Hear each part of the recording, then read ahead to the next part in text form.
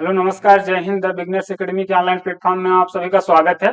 आज हम लोग मध्य प्रदेश का परिचय देखेंगे कि मध्य प्रदेश जब से बना है, जब से उसके बाद मध्य प्रदेश के कितने जिले अभी वर्तमान में हैं और पहले छत्तीसगढ़ के अलग होने से पहले मध्य प्रदेश के कितने जिले थे, मध्य प्रदेश की भौगोलिक स्थिति क्या है, उसको सब देखते हैं। सबसे पहले हम लोग देख लेते हैं, इसका थोड़ा प्रीवियस देख लेते हैं कि जब मध्य प्रदेश बना उस समय कौन सा आयोग का गठन किया गया।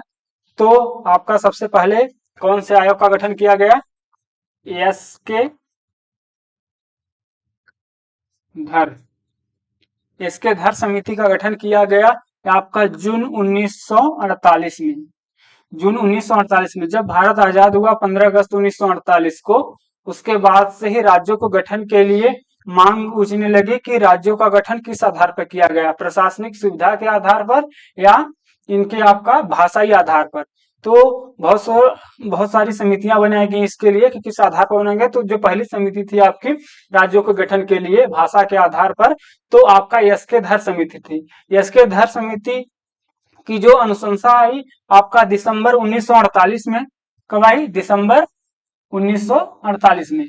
जब इसकी रिपोर्ट आई तो इस रिपोर्ट में बताया गया कि भाषा के आधार पर राज्यों का गठन नहीं किया जाएगा, प्रशासनिक सुविधा की दृष्टि से किया जाएगा। ठीक ना?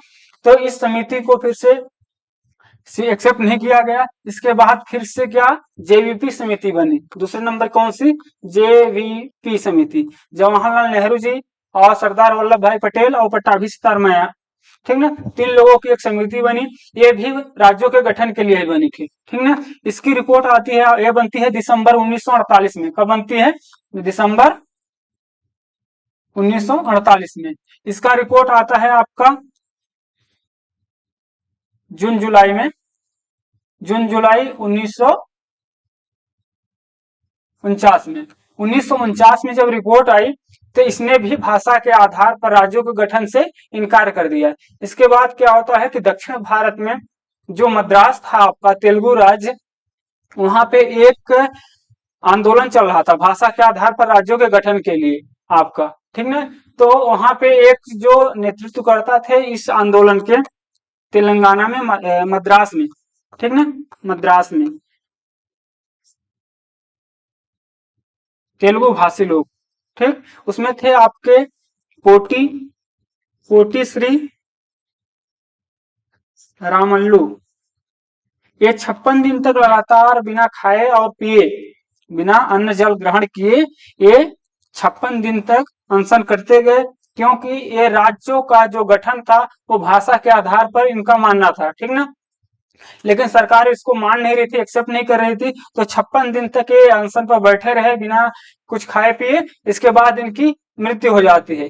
इसके बाद आंदोलन जन आक्रोश का रूप ले लेता है। वहां पे बहुत सारे लोग जो थे वो ज्यादा आंदोलित हो जाते हैं। तो सरकार फिर आंध्र प्रदेश को 1953 में भाषा के आधार पर गठित करने वाला प्रथम राज्य बना। कौन? तेलंगाना, आपका आंध्र प्रदेश। आंध्र प्रदेश। आंध्र प्रदेश 1953 में ये भाषा के आधार पर गठित पहला राज्य बना।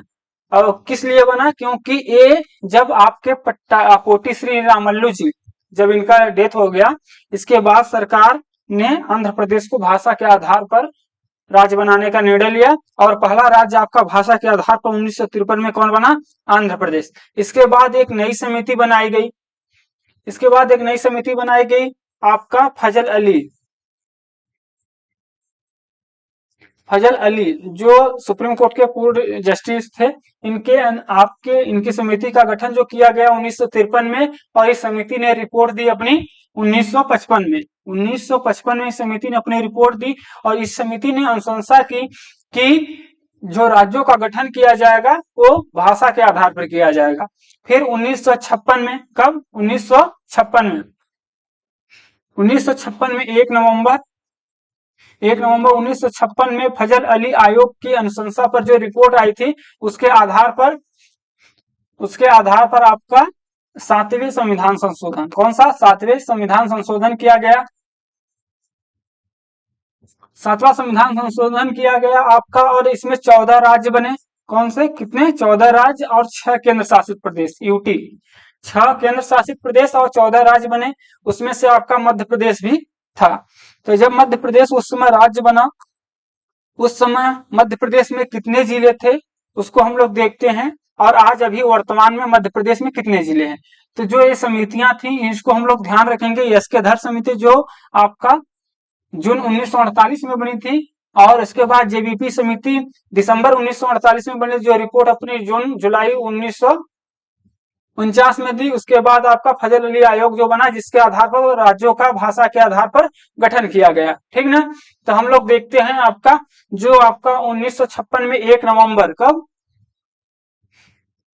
1 नवंबर 1956 को जब मध्य प्रदेश बना, उस समय मध्य प्रदेश में टोटल कितने जिले थे आपके? 43 जिले थे, ठीक ना। उसमें मध्य प्रदेश में 43 जिले थे, ठीक। इसके बाद 1972 में, कब 1972 में 2 नए जिले बने। 2 नए जिले कौन से थे? आपका भोपाल बना, जो पहले सीहोर की एक तहसील था। 1972 से पहले भोपाल जो था वो आपका मध्य प्रदेश की राजधानी तो था, लेकिन यहाँ के सीहोर की एक तहसील थी। फिर 1972 में जब भोपाल बना, और इसके बाद राजनांदगांव जो अभी वर्तमान में छत्तीसगढ़ में है, 2 नए जिले बने। तो टोटल जिलों की संख्या कब हो गई? 1972 में आपकी 45 हो गई, ठीक। उसके बाद 1983 में B S Dubey, B are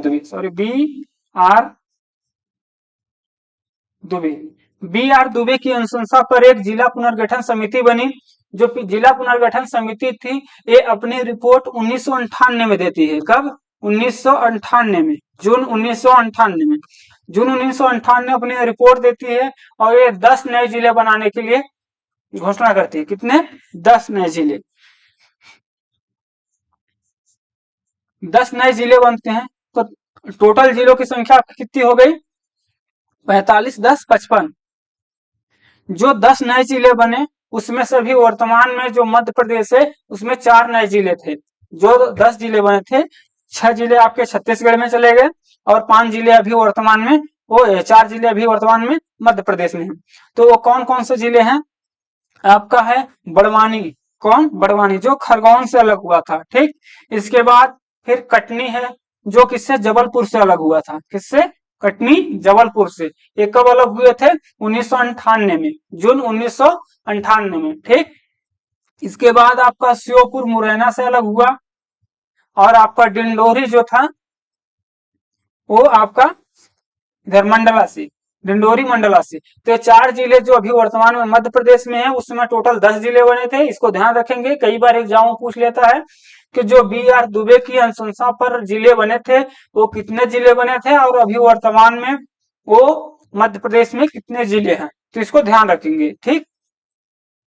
इसके बाद फिर जून 1948 में रिपोर्ट आई थी बी आर दुबे की। फिर आपका जून 1948 में ही यार आपका क्या था इसमें? 1998 1998 में एक और समिति बनती है, सिंहदेव समिति। कौन? सिंहदेव समिति, सिंहदेव समिति।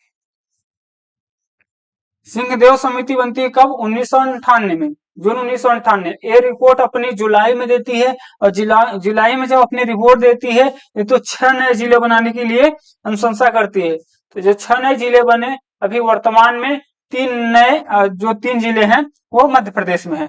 तो 3 जिले कौन से हैं उसको देखेंगे। आपका वो है आपका मंदसौर से अलग हुआ था नीमच, ठीक। उसके बाद हरदा बना था बैतूल से अलग होके हरदा बना था, 2 हो गए। इसके बाद आपका उमरिया बना था। उमरिया किससे बना था? आपका कटनी से अलग होके, ठीक। तो इसको हम लोग देख लिए कि आपका जो 1998 में सिंहदेव समिति आई थी, उसके 6 जिले बने थे। 6 जिले में से 3 जिले अभी वर्तमान मध्य प्रदेश में है, ठीक। तो इस तरह से आपका 1998 जुलाई 1998 तक मध्य प्रदेश के जिलों की संख्या कितनी हो गई थी? जुलाई 1998 तक मध्य प्रदेश में जिलों की संख्या 61 हो गई थी। ठीक, इसके बाद क्या होता है कि 1 नवंबर 2000 को राज्यों का फिर से पुनर्गठन होता है और मध्य प्रदेश से अलग होकर छत्तीसगढ़ एक नया राज्य बनता है। कौन? छत्तीसगढ़। तो छत्तीसगढ़ जब राज्य बनता है उस समय मध्य प्रदेश में जिलों की संख्या कितनी थी? 61। तो उसको देखते हैं हम लोग कि जो 61 जिले थे तो छत्तीसगढ़ कितने जिले लेकर अलग हुआ और उसका कितना क्षेत्रफल अलग हुआ। ठीक ना। आपका जब छत्तीसगढ़, आप इसको मिटा देते हैं, जब आपका 1 नवंबर 2000 को छत्तीसगढ़ मध्य प्रदेश का विभाजन हुआ तो छत्तीसगढ़ आपका अलग हुआ। ठीक ना। तो एमपी मध्य प्रदेश और यहाँ पे एससीजी हो गया। ठीक ना, छत्तीसगढ़। तो मध्य छत्तीसगढ़ 16 जिले लेके, कितने? 16 जिले और 2 संभाग, 16 जिले 2 संभाग लेके अलग हो गया। तो मध्य प्रदेश में कितने जिले बचे? आपके 45 जिले बनने बचे। टोटल कितने उस समय थे? आपके 11 थे। 11 में से आपके 9 संभाग यहाँ बचे मध्य प्रदेश में, 45 जिले, और 16 जिले 2 संभाग छत्तीसगढ़ में चले गए। ठीक ना। तो इसके बाद क्या हुआ कि जो छत्तीसगढ़ का जो एरिया था वो आपका 30.47%, 30.47%, यानी अगर पूरे क्षेत्रफल का देखें तो 1,35,192 वर्ग किलोमीटर का एरिया। ठीक ना, वर्ग किलोमीटर का एरिया छत्तीसगढ़ में चला गया।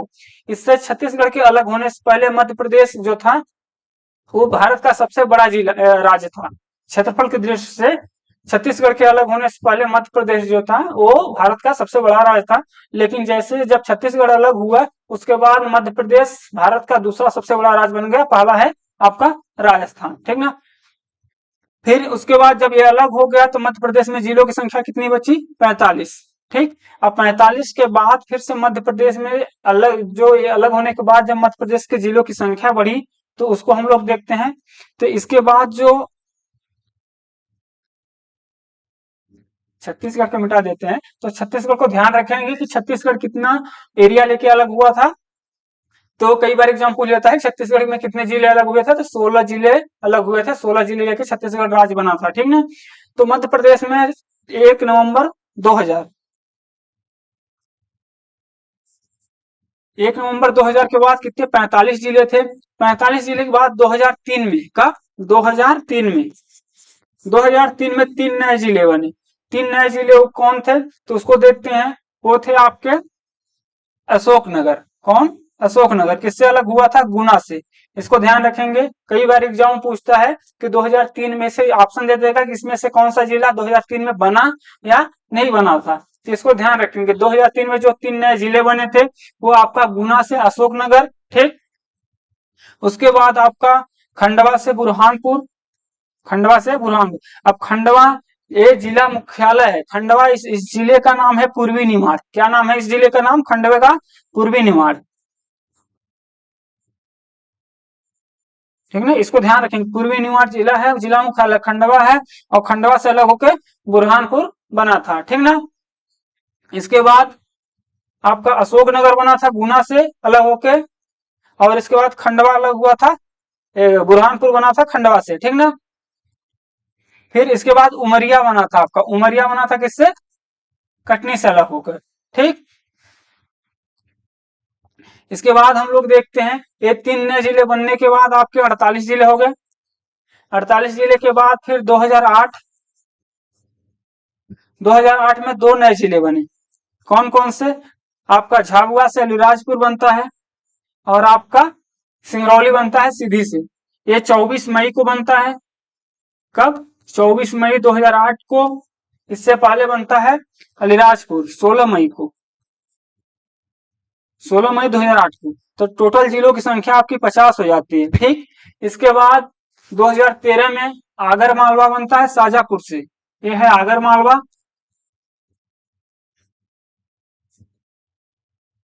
आगर मालवा बनता है किससे?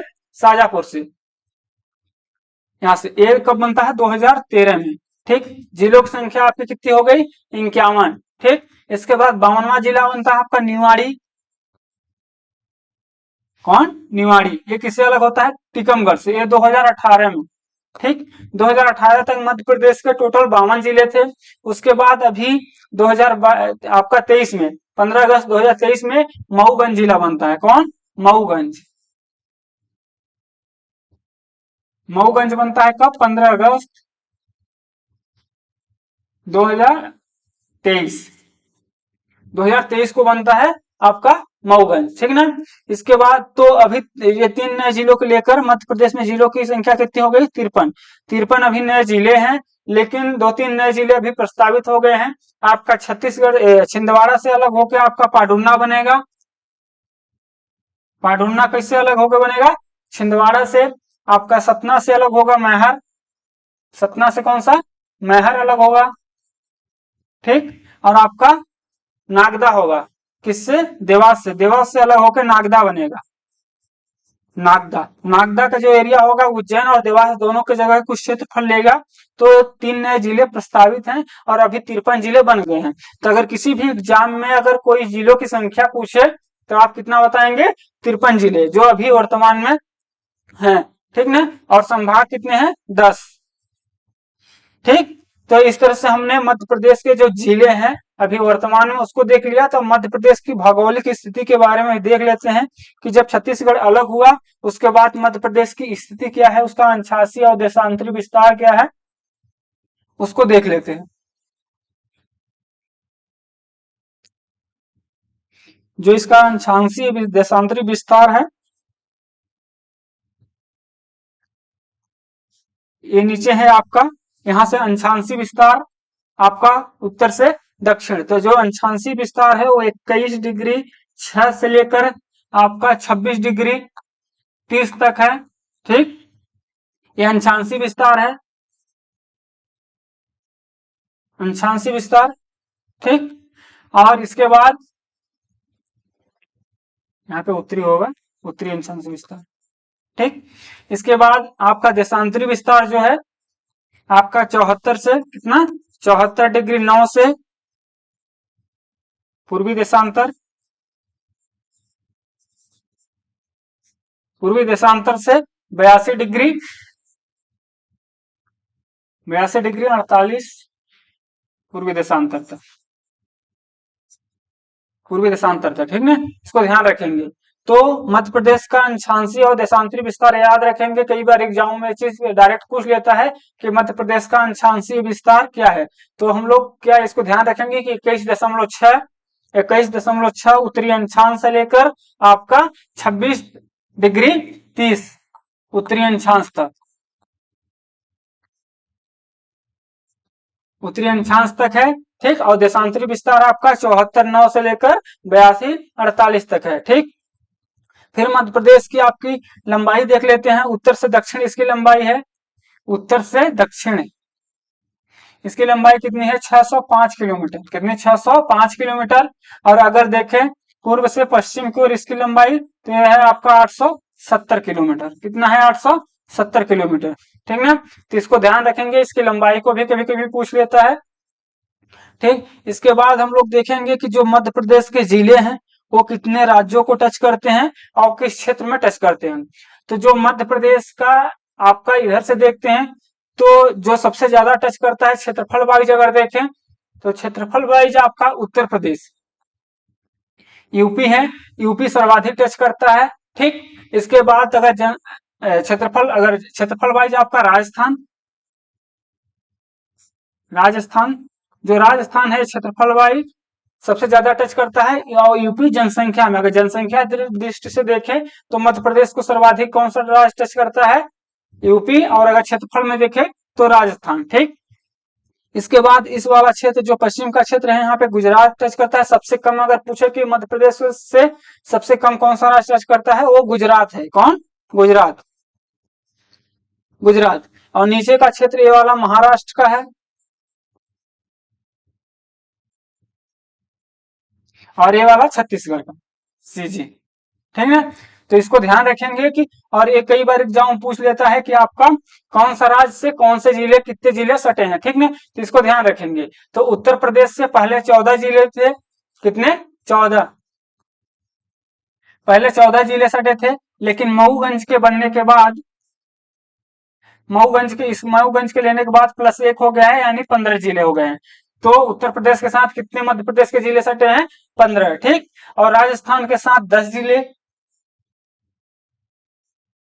10 जिले, ठीक। गुजरात के साथ 2 जिले, गुजरात के साथ 2 जिले आपके कौन कौन से? अलीराजपुर और झाबुआ, ठीक।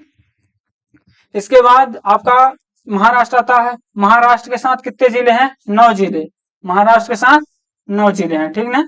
और छत्तीसगढ़ के साथ 7 जिले, छत्तीसगढ़ के साथ 7 जिले, ठीक। इसके बाद एग्जाम में कभी कभी ये भी पूछ लेता है कि कौन सा जिला किस राज्य को टच करता है।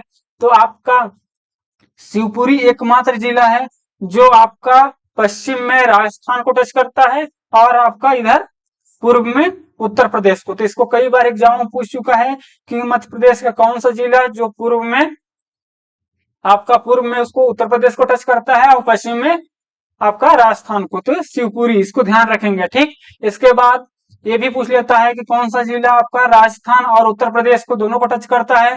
तो है आपका मुरैना, मुरैना दोनों को टच करता है, राजस्थान और उत्तर प्रदेश को, ठीक। तो उत्तर प्रदेश और शिवपुरी मध्य प्रदेश के 2 जिले हैं जो दोनों राज्यों को टच करते हैं, ठीक।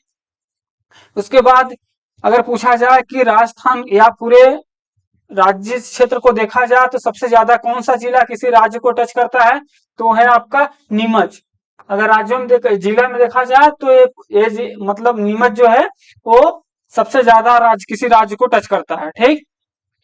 इसके बाद जो आपका इधर है बुरहानपुर, ये आपका महाराष्ट्र को टच करता है, ठीक, सबसे ज्यादा, ठीक ना। इसके बाद इधर का जो है ये मुरैना, राजस्थान को मुरैना और यूपी को निवाड़ी, यूपी को निवाड़ी सबसे ज्यादा टच करता है और राजस्थान को मुरैना, राजस्थान को नीमच, ठीक। और इसके बाद आपका बुरहानपुर किसको? बुरहानपुर सबसे दक्षिणी जिला है, क्या है? सबसे दक्षिणी जिला भी है बुरहानपुर, ठीक ना। तो इसको हम लोग ध्यान रखेंगे।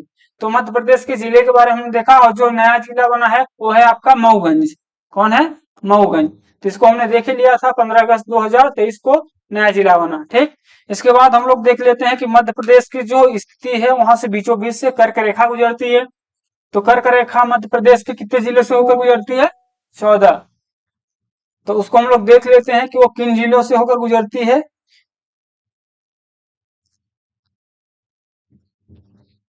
तो मध्य प्रदेश से जो कर्क रेखा गुजरती है वो मध्य प्रदेश के बीचों बीच से होकर गुजरती है 23.5 डिग्री, ठीक ना। 23.5 डिग्री है कर्क रेखा के उत्तर में गुजरती है। अगर विषुवत रेखा के दोनों देखा जाए, अगर विषुवत रेखा अगर 0 डिग्री है, ठीक ना, तो भूमध्य रेखा या विषुवत रेखा बोलते हैं। इसके 23.5 उत्तर में 23.5 डिग्री, 23.5 डिग्री यह है कर्क रेखा आपकी, और नीचे 23.5 डिग्री, अगर नीचे 23.5 डिग्री है यह है आपकी मकर रेखा, ठीक ना। ये पूरी पृथ्वी है, पृथ्वी में अगर विषुवत रेखा बीच का देखा जाए, भूमध्य रेखा, उसके नीचे का जो क्षेत्र है वो उसे मकर रेखा 23.5 डिग्री, और जो ऊपर में है इसे कर्क रेखा बोलते हैं। तो यही कर्क रेखा जो मध्य प्रदेश के बीचों बीच से होकर गुजरती है। तो देखेंगे मध्य प्रदेश के 14 जिलों से होकर गुजरती है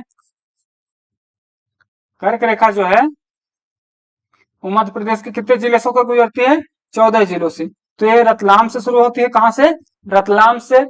तो ध्यान रखेंगे रतलाम, फिर उज्जैन, इसके बाद उज्जैन, फिर आपका यहाँ पे आगर मालवा जो शाजापुर से अलग हुआ था, ये है आगर मालवा।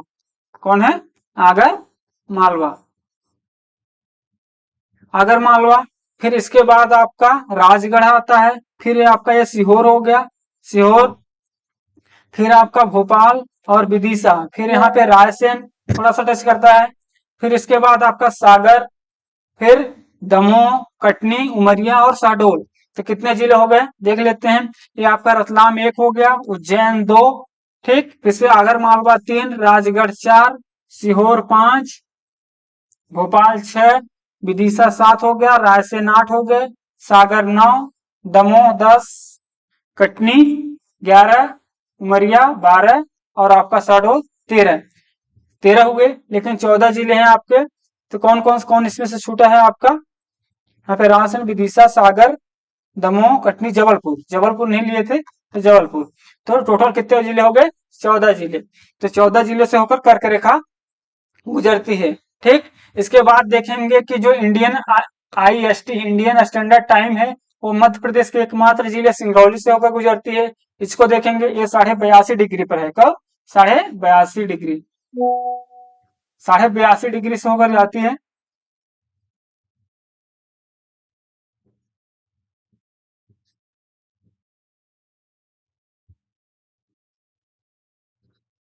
82.5 डिग्री पर IST इंडियन स्टैंडर्ड टाइम जो है मध्य प्रदेश के एकमात्र जिले सिंगरौली से होकर गुजरती है। तो इसको ध्यान रखेंगे, कई बार एग्जाम पूछ लिया है कि मध्य प्रदेश से के एकमात्र जिले से गुजरने वाली जो IST गुजरती है वो कौन से जिले से होकर गुजरती है। तो आप इसका आंसर ध्यान रखेंगे, यह है सिंगरौली। जो IST जो गुजरती है आपके, वो 5 राज्यों से भी गुजरती है। कितने राज्यों से? 5 राज्य, 5 राज्य से गुजरती हैं। सबसे ऊपर में है यूपी आपका, फिर ये हो गया एमपी, एमपी के एकमात्र जिले सिंगरौली से। इसके बाद सीजी से गुजरती है, फिर आपका उड़ीसा से, ठीक ना, उड़ीसा से, फिर आपका आंध्रा से। तो कितने राज्यों से गुजरती है? 5 राज्यों से। इंडियन स्टैंडर्ड टाइम जो है वो 5 राज्यों से गुजरती है और मध्य प्रदेश के एकमात्र जिले सिंगरौली से गुजरते हैं। ठीक, इसके बाद जब मध्य प्रदेश का आपका स्थापना के 25 वर्षों के बाद 25वें स्थापना दिवस पर 1 नवंबर 1981 को 1 नवंबर 1981 को मध्य प्रदेश के जो राष्ट्रीय पशु थे, राष्ट्रीय पशु, राष्ट्रीय पक्षी और राष्ट्रीय वृक्ष, राष्ट्रीय पशु, राजकीय पशु,